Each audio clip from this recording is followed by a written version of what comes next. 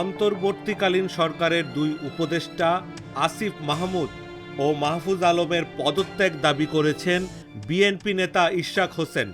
২১ মে বুধবার সকাল ৮টা ৫২ নিজের ভেরিফাইড ফেসবুক পেজে এক পোস্টে এই দাবি জানান তিনি।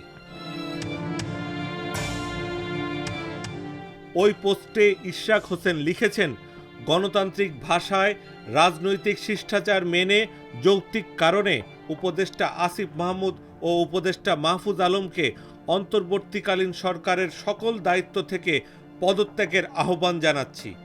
যেহেতু এটা প্রতীয়মান যে আপনারা রাজনৈতিক দলের সাথে সম্পৃক্ত আছেন, হয়তো আগামীতে সরাসরি যুক্ত হবেন এবং এটাও অনেকটা স্পষ্ট আপনারা নির্বাচন করবেন, তাহলে আপনাদের পদত্যাগের দাবি কি অযৌক্তিক, নাকি এটাই সঠিক পদক্ষেপ হবে এবং আপনাদের নিয়ে রাজনৈতিক বিতর্কের অবসান ঘটবে? তথ্য উপদেষ্টা পদ থেকে নাহিদ ইসলামের পদত্যাগ প্রসঙ্গ উল্লেখ করে লিখেছেন, আপনাদেরই নাহিদ ইসলাম যে দৃষ্টান্ত স্থাপন করে গিয়েছে সেটাই অনুসরণ করুন। উনি চাইলে হয়তো আরও কিছুদিন মন্ত্রিত্ব করে তারপর এনসিপিতে যেতে পারতেন। একটা সময় ছিল সার্জিস আলম, হাসনাত আবদুল্লাহরা জোরালোভাবে দাবি করলে ওনারাও হয়তো মন্ত্রিত্ব নিতে পারতেন, কিন্তু তারা রাজনীতি করবেন বলে সেই কর্মপন্থা বেছে নিয়েছেন। হয়তো একদিন জনগণের ভোটে নির্বাচিত হয়ে সরকার গঠন করলে পূর্ণাঙ্গভাবে মন্ত্রীর দায়িত্ব, ক্ষমতা ও সম্মান আবার পাবেন। আসিফ মাহমুদ ও মাহফুজ আলম পদত্যাগ করলে অন্তর্বর্তী সরকারের ভাবমূর্তি বৃদ্ধি পাবে পোস্টে মন্তব্য করেছেন ইশরাক হোসেন। তিনি লিখেছেন, আপনারা পদত্যাগ করলে বর্তমান সরকারের নিরপেক্ষতার ইমেজই বৃদ্ধি পাবে। এখনও মনে করি সরাসরি রাজনীতিতে যোগ দিয়ে দলীয় ও সাংগঠনিক কাজ করে অভিজ্ঞতা অর্জন করতে পারলে দেশ ও জনগণকে আপনারা আরও ভালো কিছু দিতে পারবেন। এ বিষয়ে ইশরাক হোসেন আরও লেখেন, আর ক্ষমতা ধরে রাখলে আপনাদের দলের লোকজনকে বিশেষ সুবিধা দিতেই হবে।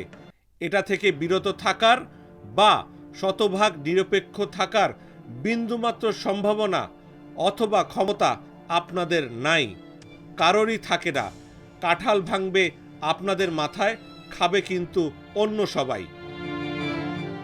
ইশরাক হোসেন আরও মন্তব্য করেন, এখনই নিশ্চয়ই বলবেন বা ভাববেন ক্ষমতার লোভে অবৈধ মেয়র হওয়ার জন্যে দিনের পর দিন আন্দোলনে নৈতিক সমর্থন দিয়ে জনভোগান্তি তৈরি করে নিজেকে সাধু বানিয়ে আমাদের নীতিবাক্য শোনাচ্ছেন, তাই না?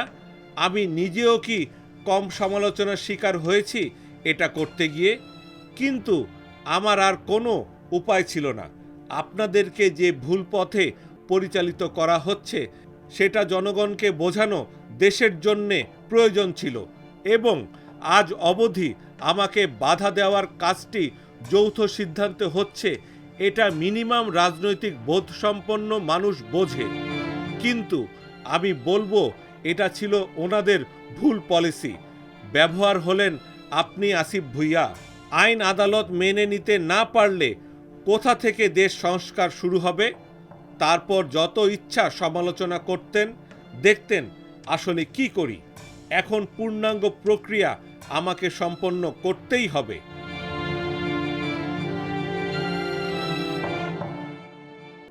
আসিফ মাহমুদ, মাহফুজ আলমের পদত্যাগের দাবি থেকে সরে আসার সুযোগ নেই জানিয়ে ইশরাক হোসেন লেখেন, বন্দোবস্ত তো আগেরটাই অনুসরণ হচ্ছে, আরও পাকাপোক্ত করা হচ্ছে বললেও ভুল হবে না।